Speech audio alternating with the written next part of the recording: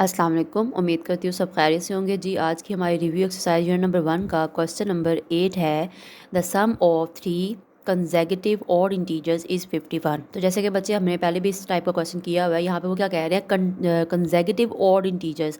पहली चीज़ तो कंसेक्यूटिव क्या होते हैं बच्चे? कंसेक्यूटिव होता है एक के बाद एक लगातार आने वाला नंबर। ठीक है, अब यहाँ पर उन्होंने हमें खुद से कह दिया कि हमने जो नंबर लेने हैं, जो इंटीजर्स लेने हैं, वो ऑड होने चाहिए। यानी कि अगर मैं 13 से स्टार्ट कर रही हूँ तो 13, 15, 17 ऐसे, मतलब देखें ना, ये ऑड नंबर है और ये तरतीब से आ रहे हैं दरमियान में, यानी कि इवन के अलावा कोई गैप नहीं है। सही है, तो ये कंसेक्यूटिव नंबर है। तो वो कह रहे हैं the sum of 3 consecutive odd number is 51, find the 3 integers. तो यानी जो हम लेट कर रहे हैं, हमने उनका आंसर फाइंड आउट करना है। चलिए स्टार्ट करते हैं। Let first odd number. अब बच्चे यहाँ पे हम लोगों ने क्या लेट कर लिया? पहले हमने एक्स लेट कर लिया। आपने वो नंबर ऐड उस तरीके से लेट करना है कि अगर आपके पास फॉर एग्जांपल मेरे पास यहाँ पे जो एक्स है ना, मतलब answer, just for example answer जो है मेरे पास 1 आता है। ठीक है, अब इस 1 को जब मैं सेकंड में पुट करूँगी तो ये आ जाएगा 1 + 2 कितना आ जाएगा? 3 आ जाएगा। 3 क्या है? एक ऑड नंबर है। ठीक है, तो इस तरीके से आपने जो है वो लेट कर लेना है। तो let first odd number is क्या है जी? मैंने एक्स पुट कर लिया। सेकेंड ऑड नंबर क्या मैंने जो है वो लेट किया? एक्स + 2। थर्ड ऑड नंबर मैंने लेट किया एक्स + 4। ठीक है, अब ये वाला एक्स जो है ना, उस बात को माइंड में रखते हुए हमने ये 2 और 4 जो है वो लेट कर लिए। उसके बाद जी अकॉर्डिंग टू गिवन कंडीशन। अब कंडीशन क्या थी कि जो ऑड नंबर, जो कंसेक्यूटिव ऑड नंबर हैं, उनका जो सम है वो किसके बराबर है? 51 के बराबर है। तो बस हम लोगों ने जो 3 नंबर लेट किए थे उनका हमने क्या कर लिया? सम कर लिया और बराबर रख दिया उसे 51 के।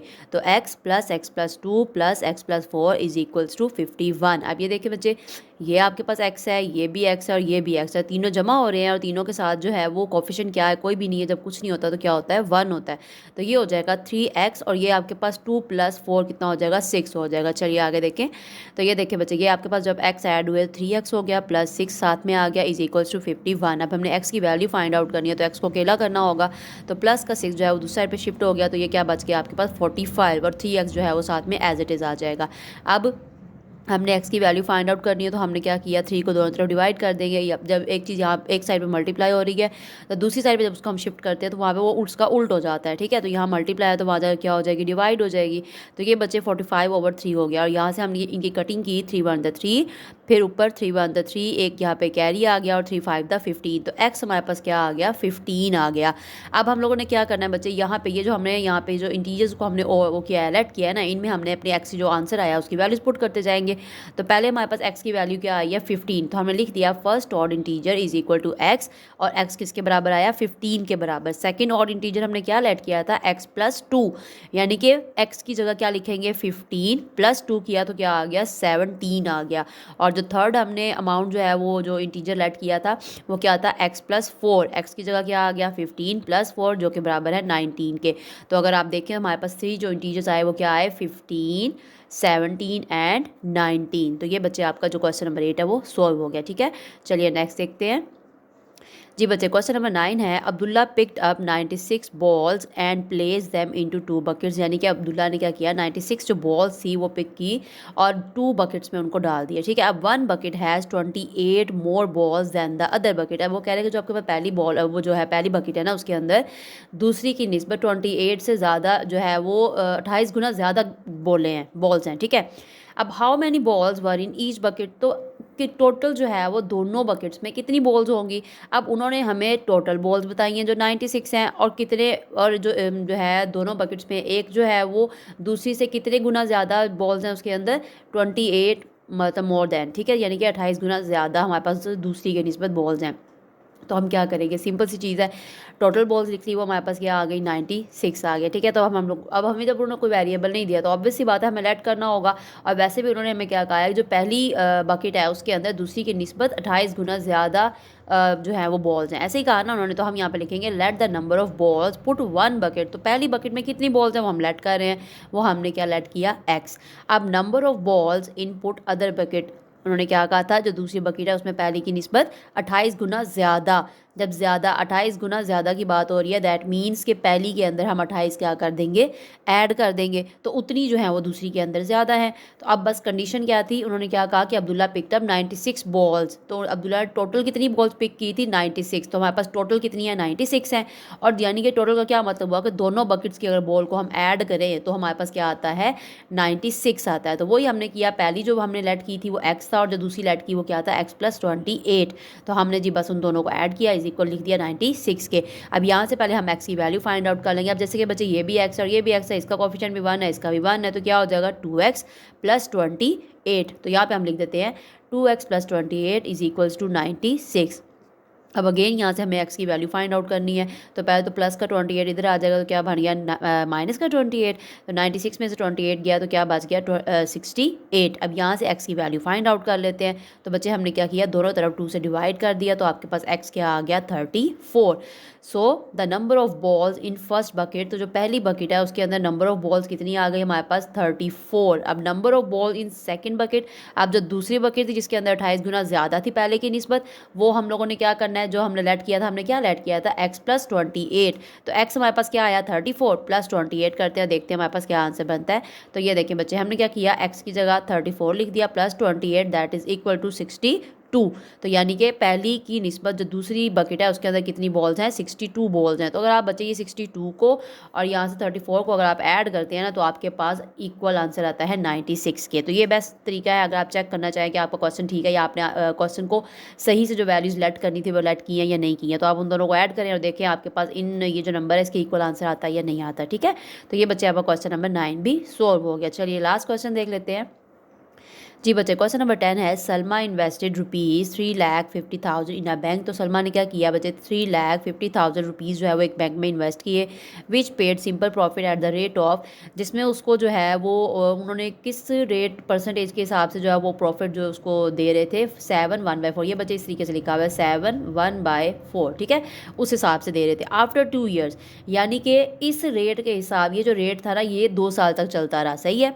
तो आफ्टर 2 ईयर्स, उन 2 सालों के बाद द रेट वॉज इंक्रीज, जो रेट था, किसका रेट, ये परसेंटेज का जो रेट था वो 7/1/4 से बढ़ के कितना हो गया, 8% पर हो गया। Find the amount she had at the end of 7 years. तो यानी कि ये 2 ईयर्स वाला जो टाइम था वो चल रहा था, ठीक है। अब वो कह रहे हैं कि आपने टोटल अमाउंट फाइंड आउट करनी है कि 7वें साल यानी कि जो 7 ईयर्स के एंड पे उसको कितनी टोटल अमाउंट मिलती है। तो यहाँ से बच्चे हमारे पास जो 2 वैल्यूज़ बनती हैं वो कौन कौन सी बनती है, एक तो I1 के हिसाब से बनती है, यानी कि उसको पहले जो टाइम ड्यूरेशन पे कितना इंटरेस्ट मिला, और फिर दूसरे टाइम ड्यूरेशन पे यानी कि जो 7 साल के एंड पे, अगर आप देखें पहला टाइम ड्यूरेशन कहाँ तक गया, 2 साल तक, फिर उन्होंने कहा 7वें साल के एंड पे, तो अगर आप 2 से 7 तक जाओ तो दरमियान में कितने साल बनते हैं, दरमियान में आपके पास 5 साल बनते हैं। तो आपके पास पहला टाइम ड्यूरेशन क्या बन रहा है, 2 ईयर्स का बन रहा है, और दूसरा टाइम ड्यूरेशन क्या बन रहा है, 5 साल का बन रहा है। तो हमने ये दोनों टाइम ड्यूरेशन फाइंड आउट करने हैं, उनको ऐड कर देना है टोटल अमाउंट के साथ, ठीक है। तो चलिए यहाँ से बच्चे हमारे पास 2 वैल्यूज़ बनेगी। पहली हम लोग जो है पहले वैल्यूज़ वगैरह बना लेते हैं, उसके बाद फिर हम लोग इसके आंसर्स फाइंड आउट करेंगे, ठीक है। तो चलिए स्टार्ट करते हैं। प्रिंसिपल अमाउंट क्या है बच्चे हमारे पास, जो उसकी ओरिजिनल अमाउंट है वो है 3,50,000। अब रेट 1, जिसको हमने बच्चे rate is equal to R1 लिखा है, यानी कि ये हम लोग R1 इसके हिसाब में जो है पहले फाइंड आउट करें, फॉर्मूला बनाएंगे, ठीक है। तो R1 क्या था 7/1/4%। तो यहाँ पे हम इसको पहले सिंपल शेप में कन्वर्ट कर लें, तो 7, ये देखें इन दोनों को आपने क्या किया, आपस में मल्टीप्लाई करना है, जो भी आंसर आएगा उसके ऊपर क्या कर देंगे, ऐड कर देंगे। तो 7 4 28, 28 में 1 ऐड किया तो क्या हो जाएगा 29। 7 और 4 को मल्टीप्लाई करना है, जो आंसर आएगा उसे ऊपर वाले के साथ प्लस कर देना है, ठीक है। तो ओवर के नीचे जो भी नंबर होता है वो वैसे ही आता है, तो ये बन गया परसेंट। अब इन 29/4 को आप डिवाइड करें तो बच्चे बन जाएगा 7.25%। तो ये आपके पास R1 जो है उसकी, ये इस मिक्स फ्रैक्शन से जो है वो हम लोगों ने इस डेसिमल पॉइंट में इसको कन्वर्ट कर दिया, ठीक है। ये आपके पास R1 बन गया। अब आगे इसकी जो वैल्यूज़ हैं वो निकालते हैं। अब टाइम T1 जिसको हमने ले लिया, वो टाइम ड्यूरेशन पहले क्या दिया उन्होंने हमें, 2 ईयर्स का टाइम कह रहे थे।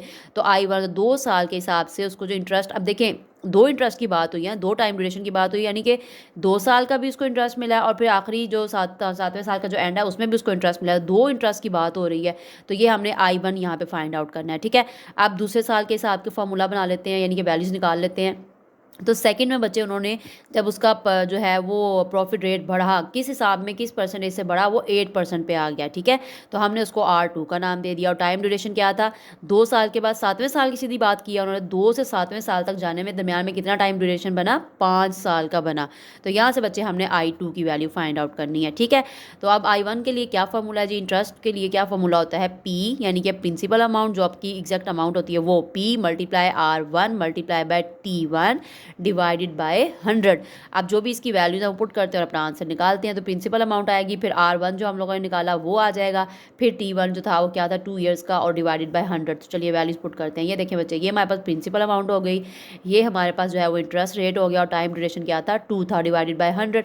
इन ऊपर वाले सब को आपस में मल्टीप्लाई किया तो हमारे पास जो है ये आ गया 57,500 ओवर 100। अब ये 2 ज़ीरो इन 2 ज़ीरो से जो है कैंसिल हो गए, तो ये बच्चे आपके पास I1 आ गया, ठीक है।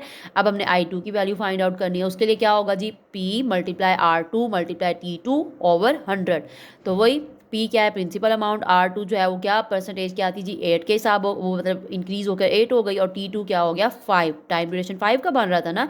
अब बच्चे 5 उन्होंने मेंशन नहीं किया, लेकिन उन्होंने क्या कहा, पहले 2 साल की बात की, फिर उन्होंने सीधा 7 साल की बात की। तो 2 से 7 के दरमियान में जो टाइम ड्यूरेशन है वो हमारे पास जो है वो सेकेंड टाइम की बात हो रही है, सही है। तो ओवर क्या कर देंगे 100 कर देंगे, तो बस इनको सॉल्व करते हैं। तो यहाँ से बच्चे हमारे पास बन गया 1,40,000, ठीक है। ऊपर वालों को आपस में मल्टीप्लाई करो, डिवाइड कर दो 100 पे, तो ये ज़ीरो और ये ज़ीरो आपस में कैंसिल, तो ये आपके पास आंसर आ गया। सो अब लास्ट में हमने क्या बताया था कि 7वें महीने के एंड पे टोटल उसको कितनी अमाउंट मिलती है, ठीक है। तो सलमाज अमाउंट आफ्टर 7 ईयर्स, अब ये उसकी जो ओरिजिनल अमाउंट जो उसने इन्वेस्ट की थी वो हो गई, ये हो गई आपके पास I1 की, और ये हो गई आपके पास I2 की। तो टोटल उसको एंड पे कितनी अमाउंट मिल रही है, 5,40,750 100। तो ये बचे आपका लास्ट क्वेश्चन भी सोल्व हो गया। उम्मीद करती हूँ आपको समझ आ गई होगी। ओके जी, थैंक यू, अल्लाह हाफिज़।